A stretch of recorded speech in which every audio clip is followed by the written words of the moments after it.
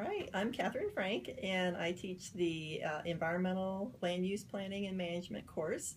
The course is about how wide variety of ways that we can look at the environment and plan for it.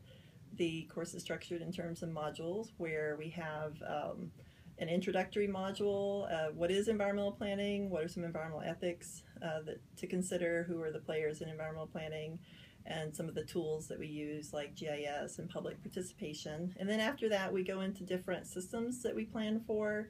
Often we don't think about how diverse the environment is. We may think about it in one way, like habitats and species, which is what we cover in the module after the introduction, but there's also water and hazards and climate change and working lands, farms, and then we even move into the built environment because that's an important thing to consider for the environment is our resource use, even the amount of land that we use. So we have a whole module devoted to reusing land in terms of redevelopment, revitalization, and then we finish up with integrated planning and pulling it all together.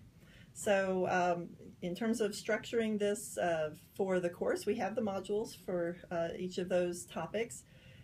We have a textbook that is very handy with all the different topics, and we have quizzes on the readings for each module, and that covers the foundation, but then we have a lot of assignments that allow us to interact as a class, as well as interact with our local environments, wherever a student might be. So for interacting within the class, we have discussion posts for most weeks, and then even students responding about others' discussion posts. We have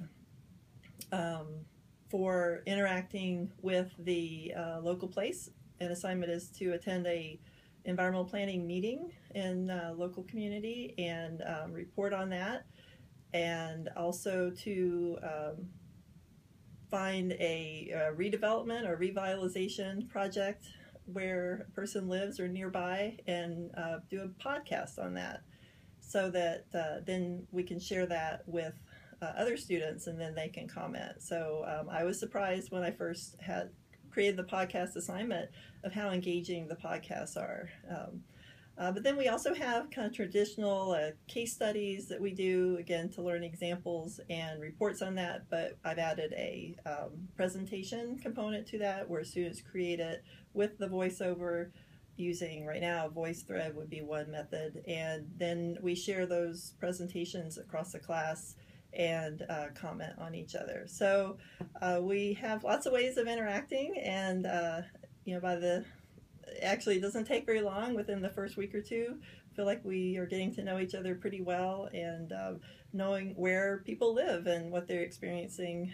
Like for example, last summer we had several people in China and Japan reporting on public meetings in those countries, and it was very interesting to compare how things are in the United States and in those countries.